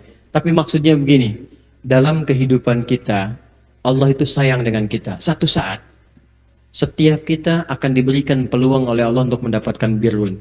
Akan tiba masanya, kadang-kadang kita mesti berbagi dengan apa yang paling kita butuhkan. Jika Anda mendapatkan situasi itu, cepat lakukan. Cepat lakukan. Kalau mampu mengerjakannya, maka itulah jalan bagi Allah berikan kepada kita sifat birrun yang dikatakan tadi. Anda sedang lapar, tiba-tiba datang teman mengatakan, akhi, boleh nggak bagi makanannya sedikit? Anda bagi dua, itu peluangnya. Itu maksudnya. Tidak harus pulang dari sini Anda infakkan mobilnya, motornya. Bukan begitu caranya. Ya, jelas ya? Bukan itu caranya. Nanti masing-masing ada momennya sendiri. Pernah dengar begini? Ada orang datang ke masjid Nabi di Masjid Nabawi. Lalu Nabi katakan kepadanya, siapa yang mau menjamunya? Semua angkat tangan. Masya Allah. Tapi Nabi menunjuk orang yang pertama angkat tangan. Silahkan kamu jamu. Begitu pulang ke rumahnya, apa yang beliau katakan? Katakan pada istrinya, tidurkan dulu anak-anak kita. Istri yang menidurkan anak-anaknya, dimasak makanannya, dimatikan lampunya, lalu disuguhi tamunya, lalu makan seakan-akan makan bersama. Besoknya begitu menghadap Nabi, viral kalimat Nabi disampaikan bahwa malaikat penduduk langit menyanjung perbuatan tuan rumah ini. Ternyata di rumah itu cuma ada sisa makanan untuk satu orang saja. Tapi dibawa tamu itu pulang untuk dijamu, dimatikan lampunya supaya terlihat pura-pura makan bersama tamunya. Padahal tidak makan. Istrinya menemani anaknya supaya tidak merasa lapar, ditidurkan lebih dulu. Saking tingginya gairah sahabat mendapatkan sifat birrun, maka keluarlah sifat baik yang kadang-kadang gak terlukiskan. Nah, maksud saya, dalam kehidupan boleh jadi setiap kita mendapatkan peluang seperti itu. Kalau Anda mendapati momen-momen demikian, cepat kemudian respon, sekalipun untuk itu kita mesti berbagi. Paham maksudnya? Ibu, saya tes nih. Ibu punya uang untuk porsi haji sekitar 25 juta. Tiba-tiba datang tetangga pada saat akan disetorkan. Bu, mohon tolong bu. Ibu saya akan ada tindakan operasi butuh biaya 25 juta. Insya Allah ketika ada rezeki kami kembalikan. Pas di hari itu harus setor untuk porsi haji. Saya mau tanyakan, disetorkan untuk porsi haji atau digunakan untuk membantu orang tadi? Hah? Masa, ayo. Distorkan atau dibantukan? Store. Itu pilihan. Nggak dibantu pun dengan minta maaf, itu tidak salah. Nanti ada di Al-Baqarah ayat 163, minta maaf nggak bisa bantu. Qaulun ma'rufun wa maghfiratun khairun min sadaqatin yatba'uha adza. Nggak salah. Tapi ketika Anda bisa bagikan itu untuk membantunya, tahukah apa Anda yang terjadi? Tahu apa yang terjadi? Pernah ada kisah yang sama demikian, maka turun berita menyampaikan mabrurnya diterima oleh Allah sebelum ia menunaikan hajinya. Paham? Jadi kesimpulan pembahasan kita malam hari ini, jika kita ingin berpeluang mendapatkan mabrur sekalipun belum berhaji di tahun ini, maka dari mulai Dzulqa'dah sekarang silahkan berlatih untuk meninggalkan perbuatan-perbuatan yang dilarang. Dari ujung kepala sampai ujung kaki. Puncaknya tanggal 9 Dzulhijjah, tunaikan puasa. Dikenal dengan puasa apa? Arafah. Sebelum sampai ke puasa Arafah, tanyakan pada istri. Istri tanya pada suami, perbuatan apa yang kurang menyenangkan yang pernah dikerjakan sampai sekarang? Tuliskan. Pimpinan tanyakan pada karyawan. Saling muhasabah. Anak-anak tanyakan pada orang tua, muhasabah supaya ringan hisabnya. Tangisi itu istighfari di tanggal 9 Dzulhijjah. Menjelang maghrib minta ampunan kepada Allah. Begitu taubat diturunkan melekat pada jiwa, tandanya akan ada kelapangan pada hati. Tanda pertamanya kelapangan pada hati. Lapang, enak. Tiba-tiba ada air mata, memeluk keluarga. Setelah itu demi Allah saya katakan, lihat apa yang terjadi. Begitu sampai hari ke-10, kalau mampu Anda berkurban, Anda berkurban. Kalau belum mampu Anda ikut salat Idul Adha, maka seketika akan terjadi perubahan pada diri Anda. Pada saat itulah pribadi kita akan berubah dari ujung kepala sampai ujung kaki, akan dijaga oleh Allah Subhanahu wa taala sampai kita berpulang kepadanya. Ini materi yang disampaikan di kesempatan malam hari ini. Teman-teman sekalian, insya Allah pertama saya umumkan kita akan berikan momen untuk diskusi. Anda menyampaikan pertanyaan, kemudian kita bahas bersama-sama. Waktunya besok setelah subuh. Tempatnya di Masjid Ar-Raya, Masjid DPRD. Waktunya ba'da subuh dari jam 5 sampai jam 6. Kalau mau sampai jam 9 boleh. Saya jam 6 tetap akan pulang. Karena flightnya jam 7 kurang seperempat. Jadi itu yang pertama saya sampaikan. 2. Insya Allah mulai bulan depan kita akan punya jadwal sebulan sekali untuk ke Palembang. Dan akan disusun kurikulum pembahasan sehingga materi-materi yang akan dibahas sudah kita siapkan sebelumnya. 3, ini penting sekali untuk saya sampaikan. Kita sudah membuka program untuk ahli Quran. Dan itu gratis. Saya harapkan teman-teman semua membersamai untuk menjadi bagian dari ahli Quran. Kita sudah siapkan paket-paket bukunya. Itu dibagikan secara gratis. Ada 3 buku nanti. Insya Allah kita akan berkoordinasi. Mudah-mudahan yang serius nanti akan disampaikan. Dan ada 100 musyrif untuk membimbing secara online. Nanti sesi setiap tahun bertemu. Insya Allah seperti di Istiqlal waktu itu. Untuk wisuda. Alhamdulillah setiap yang ikut ada peluang bisa menghafal Quran 30 hari 30 juz insya Allah. Saya harapkan kalau serius mulai disiapkan dari sekarang. Dan yang terakhir, yang ketiga, ini penting juga saya sampaikan. Ada seringkali yang bertanya tentang ma'had pesantren. insya Allah besok akan mulai dibuka pendaftaran. Tapi pesantren ini hanya khusus mendidik untuk calon ulama saja.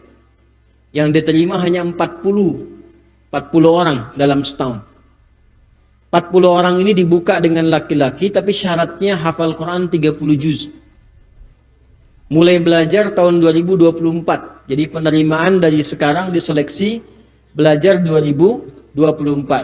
Disiapkan selama usia 13 tahun maksimal. Diterima hanya 40 orang setiap tahun. Insya Allah hanya ada biaya pendaftaran, setelahnya gratis sampai S3. Akan diajarkan semua disiplin ilmu yang dibutuhkan dan mudah-mudahan bermanfaat untuk negeri kita insya Allah. Ya. Didoakan pesantrennya cepat selesai. Sekarang akan memulai pembangunan masjid dan gedung untuk sekolah. Tahun 2023 besok insya Allah masjid bisa selesai. Besok di Masjid Ar-Raya, Jalan Kom 9, kantor DPRD Provinsi Sumatera Selatan, ba'da subuh sampai dengan jam 6 insya Allah. Bagi yang punya pertanyaan, besok tidak ada materi, hanya tanya jawab saja. Ya, saya bertanya, Anda menjawab. Saya kira itu yang disampaikan di malam ini. Kita mengucapkan terima kasih pertama kepada tuan rumah, PJM, terima kasih. Keluarga besar di RW 3, semoga senantiasa diberkahi oleh Allah Subhanahu wa Ta'ala. Dengarkan instruksi saya. Keluar dari sini siap tertib ya. Tertib, yang rapi, yang baik. Tolong saya diberi akses untuk pamit lebih cepat supaya mempersiapkan diri juga untuk besok. Ya. Terima kasih untuk semuanya. Kita berdoa, semoga doa kita dikabulkan oleh Allah Subhanahu wa Ta'ala. اللهم تقبل منا إنك أنت السميع العليم وتب علينا إنك أنت التواب الرحيم اللهم ربنا آتنا في الدنيا حسنة وفي الآخرة حسنة وقنا عذاب النار اللهم اجعلنا من أهل القرآن واجعل القرآن صاحبا لنا في الدنيا وشفيعا لنا في الآخرة يا أرحم الراحمين وصلى الله على سيدنا محمد وعلى آله وصحبه أجمعين وآخر دعوانا سبحانك اللهم وبحمدك نشهد أن لا إله إلا أنت نستغفرك ونتوب إليك والحمد لله رب العالمين ثم السلام عليكم ورحمة الله وبركاته.